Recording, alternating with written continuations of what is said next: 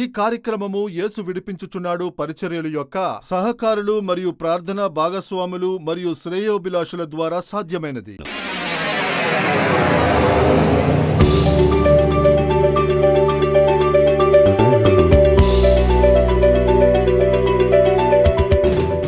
దేవునికి ఇష్టం లేనివి ఇంటి నుండి బయట పడేయాలి. యేసు వస్తున్నారంటే మీ ఇంటిని ఎలా ఉంచుతారు? చాలా మంది అది ఆలోచించట్లేదు. కానీ మీతో యేసు వస్తున్నారు. ఆమేన్. నేను నిన్ను వదిలి వెళ్ళుటలేదు. అయితే యేసుని స్వీకరించిన ఒక కుటుంబం మార్త యేసుని స్వీకరించినందువల్ల ఆ ఇంటికి వెళ్లారు. మీరు యేసు మా ఇంటికి రావాలి, మా ఇంటికి మిమ్మల్ని ఆహ్వానిస్తున్నాం, మా ఇంట్లో మిమ్మల్ని అంగీకరిస్తున్నాం, మీరు రావాలి అంటే యేసు మీ ఇంటికి వస్తారు.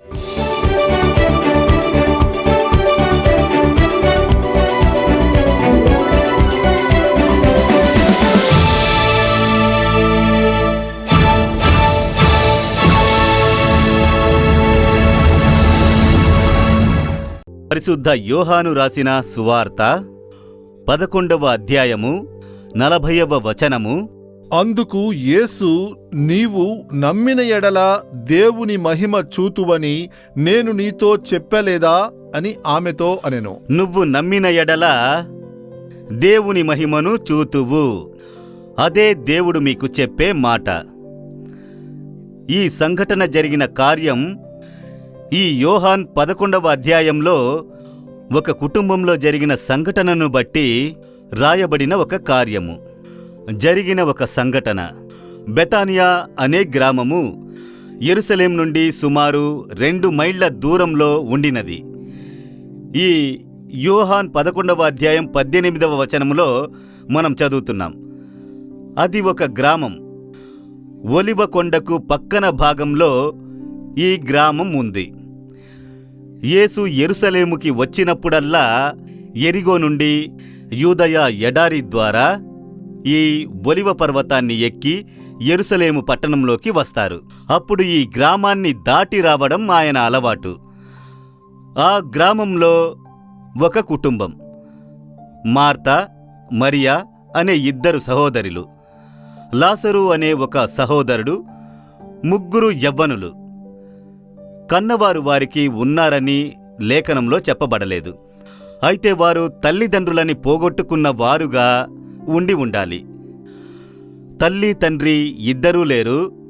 3లో 2 యవ్వన స్త్రీలు, 1 యవ్వన తమ్ముడు లాజరు. అదే ఆ కుటుంబం.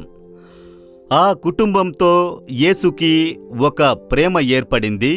ఆ కుటుంబంలో ఒక సమస్య వచ్చింది. లాజరు వ్యాధి బారిన పడ్డాడు, మరణించాడు. 4 రోజులయ్యాక యేసు ఆ గ్రామానికి వచ్చినప్పుడు 2 సహోదరులు కన్నీళ్లతో ఏడుస్తూ ఉన్నారు. అప్పుడే యేసు ఒక అద్భుతము చెయ్యబోతున్నారు. దానికోసం సమాధి మీద ఉన్న రాయిని తొయ్యమంటున్నారు. అప్పుడు మార్తా చెబుతోంది, దేవుడా, 4 రోజులయ్యాయి, వాడిని పూడ్చిపెట్టి 4 రోజులవుతోంది, ఇప్పుడు శరీరం కంపు కొట్టునే అని చెప్పినప్పుడు యేసు ఈ మాటను చెబుతున్నారు. నువ్వు విశ్వసిస్తే దేవుని మహిమను చూస్తావు. నీకొక పెద్ద సమస్య, ఇక అంతే, ఏం చెయ్యాలన్న కలత. మనకున్న ఒకే ఒక ఆదరణ ఈ లాజరే, ఒకే ఒక సహోదరుడు. వాడు చనిపోతే ఆ పేద కుటుంబం దిక్కుతోచక ఇకపై మనకు ఎవరు ఉన్నారు? మగతోడు మనకి ఇక లేదు. ఇక మన భవిష్యత్తు ఏంటి? పలు ప్రశ్నలకు మధ్య ఈ యవ్వన స్త్రీలు బాగా ఏడుస్తూ ఉన్నారు. ఆ సమయంలోనే యేసు అక్కడికి వస్తున్నారు. నువ్వు నమ్మిన ఎడల దేవుని మహిమను చూస్తావు. If you believe you shall see the glory of lord. నువ్వు ఈ సమస్య నుండి విడుదల పొందేలా ఒక అద్భుతమును చూస్తావు అని దేవుడు చెబుతున్నారు. నువ్వు నమ్మిన ఎడల ఈరోజు దేవుని సమూహానికి మీరు వచ్చారు.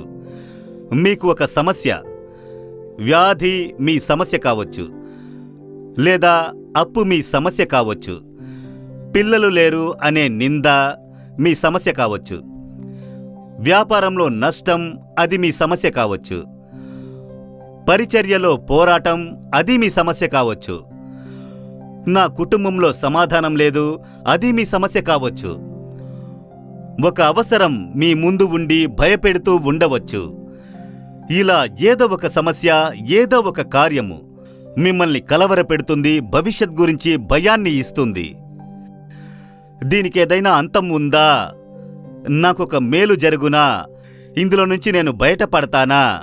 అలాంటి ప్రశ్నతో ఇక్కడికి వచ్చి ఉండవచ్చు. ఇప్పుడు యేసు చెబుతున్నారు, నువ్వు నన్ను వెదికి వచ్చావు కదా, నా పాదాల వద్దకు నువ్వు వచ్చావు.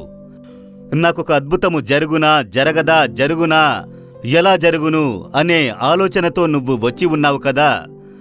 నువ్వు నమ్మిన ఎడల అద్భుతం జరుగును. దేవుడు చెబుతున్నారు, నా కుమార్తె, నువ్వు నమ్మిన ఎడల నీకొక అద్భుతము జరుగును. నా కుమారుడా, నువ్వు నమ్మిన ఎడల నీకొక అద్భుతము జరుగును. నువ్వు నమ్మాలి. అదే దేవుడు చెబుతున్నారు. నీ నమ్మకంతోనే నేను నీకు అద్భుతము చేయగలను. నీ విశ్వాసాన్ని చూసే నేను నీకు విడుదల ఇవ్వగలను. అయితే మీరు నమ్ముతున్న దేవుడా అని చెప్పాలి. మీ నమ్మకం లేకుండా దేవునికి ప్రీతిగా ఉండడం జరగని విషయం. హెబ్రేయులు 11:6లో చదువుతున్నాం, ఎందుకంటే దేవుని వద్దకు చేరువారు ఆయన ఉన్నారు అని, తమని వెదకువారికి బలాన్ని ఇస్తారన్న నమ్మకం ఉండాలి. యేసు ఉన్నారని నమ్మాలి. మనం పిలిచే దేవుడు అద్భుతం చేస్తారని నమ్మాలి. ఆయన ఇక్కడ ఉన్నారని విశ్వసించాలి. మన ప్రార్థనని ఆయన వింటున్నారు అనేది నమ్మాలి. ఆయన నాకు అద్భుతము చేస్తారు అని నమ్మాలి. అప్పుడు దేవుడు అద్భుతము చేస్తారు. సరే, మనం నమ్మి ప్రార్థించడానికి ముందు ఈ కుటుంబం గురించి, ఈ అద్భుతం నుండి మనం నేర్చుకోవాల్సిన కొన్ని పాఠాలు, దాని గురించి మీతో మాట్లాడే విధంగా దేవుడు నాకు ఆజ్ఞాపించారు. యోహాన్ 11:5 చదవండి. యేసు మార్తాను, ఆమె సహోదరిని లాజరును ప్రేమించెను.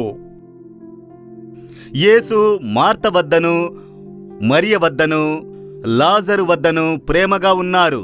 యేసు ఆ కుటుంబాన్నే ప్రేమించారు. వాళ్ళని బిడ్డల్లాగా ప్రేమించారు. వారికొక తండ్రిలాగా ఉన్నారు. ఎందుకంటే వారికి తల్లిదండ్రులు లేరు. ఆ పేద కుటుంబం, ఆ చిన్న కుటుంబం, ఒక గ్రామంలో ఉన్న కుటుంబం. యేసు ఆ కుటుంబాన్ని ప్రేమించారు. యేసుచే ప్రేమింపబడ్డ కుటుంబం. యోహాన్ 16వ అధ్యాయములో మీరు చదివేటప్పుడు జనం చూస్తున్నారు. యేసు ఆ కుటుంబం కోసం ప్రాధేయపడుట, ఏడ్చుట చూసి యేసు వీరిని ఎంతగా ప్రేమించారు అని జనమే చెబుతున్నారు. ఆ ఊరికే తెలుసు యేసు ఆ కుటుంబాన్ని ప్రేమిస్తున్నారు అని. ఆ కుటుంబంపై యేసు ప్రేమ చూపారు. ఎలా ఆ కుటుంబాన్ని ఆయన ప్రేమించారు, ఎలా ఆ కుటుంబంతో ఆయనకు సంబంధం ఏర్పడింది. అయితే నా కుటుంబాన్ని దేవుడు ప్రేమిస్తారా? నా కుటుంబం పైన దేవుడు ప్రీతిగా ఉంటారా? అదే దేవుడు ఇష్టపడుతున్నారు. ఆయన మీ కుటుంబాన్ని ప్రేమించు దేవుడు. మీ కుటుంబంలోని అందరిపైన ప్రేమ చూపు దేవుడు. యేసుచే ప్రేమించబడు ఒక కుటుంబంగా ఉన్నారంటే అంతకన్నా గొప్ప భాగ్యం ఏమీ లేదు. యేసు మిమ్మల్ని, మీ కుటుంబాన్ని ప్రేమిస్తున్నారు. ఆయన కుటుంబాన్ని ప్రేమించు దేవుడు అనడానికి పలు ఉదాహరణలు లేఖనంలో చూడవచ్చు. యేసు ఈ లోకంలో సంచరించినప్పుడు ఎన్నో అద్భుతములు చేశారు. వేలాది అద్భుతములు. Thousands of miracles of Jesus did in this world. ఆయన లోకంలో సంచరించినప్పుడు వేలాది అద్భుతములు చేశారు. కానీ ఆయన చేసిన మొదటి అద్భుతం ఎంతో విశేషమైనది. అలాగని బైబిల్లో వ్రాయబడి ఉంది. యోహాన్ 2వ అధ్యాయములో ఒక పెండ్లి ఇంట్లో, ఒక వివాహ సందర్భంగా దేవుడు ఆ అద్భుతం చేస్తున్నారు. అయితే ఆ కుటుంబాలను ప్రేమించు దేవుడు, కుటుంబంలోని కొరతలు తీర్చేటటువంటి దేవుడు, ఒక కుటుంబాన్ని సంతోషపరచు దేవుడు. మీ కుటుంబాన్ని యేసు ప్రేమిస్తున్నారు. ఈ పేద కుటుంబాన్ని దేవుడు ప్రేమించారు. ఎలా ఆ కుటుంబంతో ఆయనకి సంబంధం ఏర్పడింది? పరిశుద్ధ లూకా వ్రాసిన సువార్త 10వ అధ్యాయము 38వ వచనాన్ని చదవగా విందాం. అంతటా వారు ప్రయాణమై పోవుచుండగా ఆయన యొక్క గ్రామములో ప్రవేశించెను. మార్తా అను ఒక స్త్రీ ఆయనను తన ఇంట చేర్చుకొనెను. యేసు ఒక గ్రామం గుండా వెళుతూ ఉండగా, అంటే ఈ బెతానియా గ్రామం గుండా యేసు వెళుతున్నారు. మార్తా యేసుని తన ఇంటికి తీసుకువెళ్ళింది. యేసుని ఈ కుటుంబం ఇంట్లోకి తీసుకువెళ్ళి అంగీకరించారు. అదే మొదటిది. ఈ కుటుంబం వాళ్ళు యేసుని తమ ఇంటికి తీసుకెళ్లి అంగీకరించారు. మీరు యేసుని మీ ఇంట్లో అనుమతించి ఉన్నారా? మీ ఇంట్లో ఆయనకి చోటు ఇచ్చారా? మీ ఇంట్లో యేసుకి అనుమతి ఇచ్చి ఉన్నారా? చూడండి, యేసు ఎవరిని నిర్బంధ పెట్టరు. నేను మీ ఇంట్లోకి వస్తాను, నేను మీ ఇంటి తలుపును తడతారు, మీరు తెరిస్తేనే లోపలికి వస్తారు, పగలగొట్టుకుని రారు, భయపెట్టి రారు. యేసుని మార్తా తన ఇంటికి తీసుకువెళ్ళింది. యేసుని అంగీకరించిన కుటుంబము. చూడండి, యేసు తన శిష్యులతో యెరూషలేముకు వెళుతున్నారు. బెతానీ గ్రామాన్ని దాటి వెళుతున్నారు. అప్పుడు జనం వేడుక చూసి ఉంటారు రెండు వైపులా నిలబడి.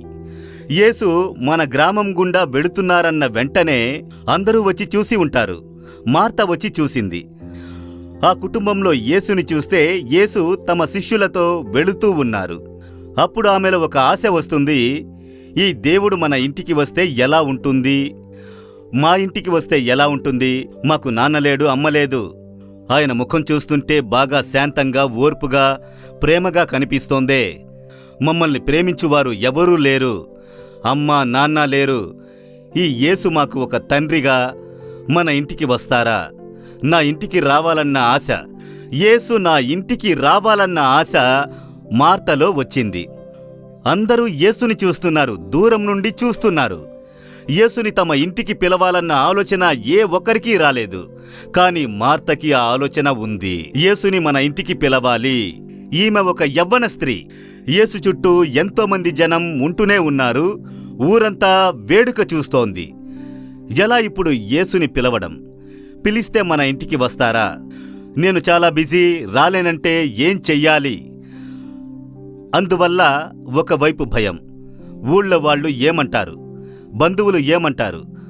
మిగతా వారు ఏమంటారు? ఇలా భయం. యేసుని స్వీకరించండి అంటే బంధువులు ఏదైనా చెబుతారు, ఊళ్ళో వాళ్ళు ఏదైనా చెబుతారు, ఊరి నుండి దూరంగా చేస్తారు. మిగతా వాళ్ళు అల్పంగా మాట్లాడతారు. ఎవరు ఏం చెబితే ఏంటండి?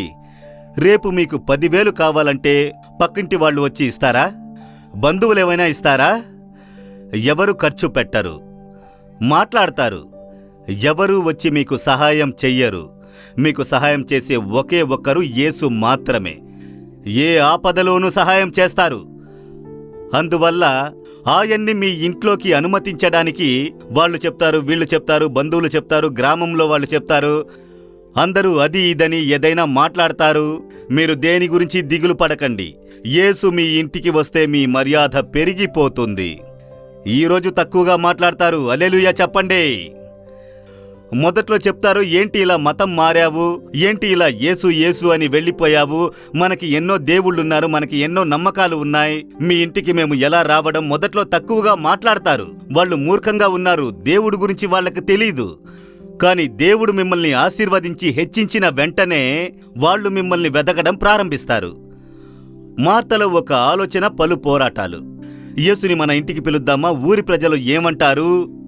నువ్వొక యవ్వన స్త్రీ, ఊరుకోవచ్చుగా, అనవసరంగా ఎందుకు ఇప్పుడు యేసుని పిలుస్తున్నావు అంటారే. చివరికి ఎవరు ఏం చెప్తే నాకేంటి, ఎవరు ఏవైనా చెప్పుకొని, మాకొక తండ్రి కావాలి, మమ్మల్ని ప్రేమించు దేవుడు మాకు కావాలి. ఈ యేసుక్రీస్తే మమ్మల్ని ప్రేమించే సరైన దేవుడు.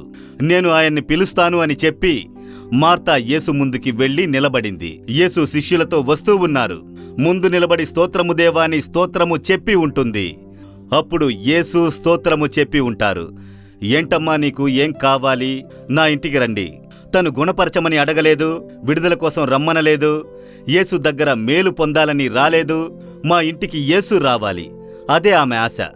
మిగతా వారు వ్యాధి నుండి గుణమవ్వాలి అనే యేసు వద్దకు వచ్చారు. కాని ఈమె యేసు ఇంటికి రావాలని వచ్చింది. మార్త పిలిచిన వెంటనే యేసు కాదనలేదు. నేను బాగా బిజీ. మేమలాగే చెబుతూ ఉంటాం, మేం బిజీ, మేం చూడలేము, ఇంటికి రాలేము. యేసు అలా చెప్పరు. నేను వస్తాను. ఇక్కడ ఉన్న అందరి ఇళ్లకి యేసు రాగలరు, ఒకే సమయంలో రాగలరు. మేము అలా రాలేము. ఒక సమయంలో ఒక స్థలంలోనే ఉండగలము. ఒక ఇంటికే వెళ్ళగలము. కానీ యేసు అలా కాదు. అందరి ఇళ్లకు ఒకే సమయంలో వస్తారు. అంతా వ్యాపించి ఉన్న దేవుడు. అయితే యేసుని మీ ఇంటికి పిలిచారంటే మీ ఇంటికి వచ్చేస్తారు. చాలా మందికి సమస్య ఏంటంటే, కావాలంటే ఇక్కడికొచ్చి యేసుని చూసి వెళతాం, మా ఇంటికి వద్దు. ఎందుకు వద్దు? పరిచారకుడు వస్తేనే కొందరి ఇళ్లకి సడన్గా వెళ్ళామనుకోండి. సడన్గా వెళితే ఓ బ్రదర్ వచ్చారు, కొంతసేపు గుమ్మంలో నిలబెట్టి లోపలికి వెళతారు. ఎందుకు గుమ్మం ముందు నిలబెట్టి వెళుతున్నారు? లోపల ఏదో సంథింగ్ రాంగ్, టీవీలో ఏదో వస్తోంది, పరుగున వెళ్ళి ఆఫ్ చేస్తారు. సోఫాలో ఏదో పడి ఉంది, అన్నిటినీ శుభ్రం చేసి క్లీన్ చేసి ఆ తర్వాతే పరిచారకుని లోపలికి పిలుస్తారు. నన్నే లోనికి రావడానికి అనుమతించకపోతే యేసు ఎలా మీ రూంలోకి వస్తారు? అయితే యేసు మీ ఇంటికి రావాలంటే దేవునికి ఇష్టం లేనివి ఇంటి నుండి బయట పడేయాలి. యేసు వస్తున్నారంటే మీ ఇంటిని ఎలా ఉంచుతారు? చాలా మంది అది ఆలోచించట్లేదు. కానీ మీతో యేసు వస్తున్నారు. ఆమేన్. నేను నిన్ను వదిలి వెళ్ళుటలేదు. అయితే యేసుని స్వీకరించిన ఒక కుటుంబం మార్త యేసుని స్వీకరించినందువల్ల ఆ ఇంటికి వెళ్లారు.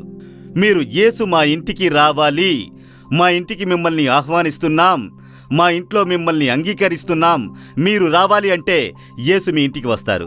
అది మాత్రం కాదు, యేసు ఇంట్లోకి వెళ్లారు. మార్తకి చేతులు కాళ్ళు ఆడట్లేదు. యేసుకి ఏం చెయ్యాలి? ఆయనకి టీ నచ్చుద్దా? కాఫీ నచ్చుద్దా? వడలు వేద్దామా? పప్పు వడలు వేద్దామా?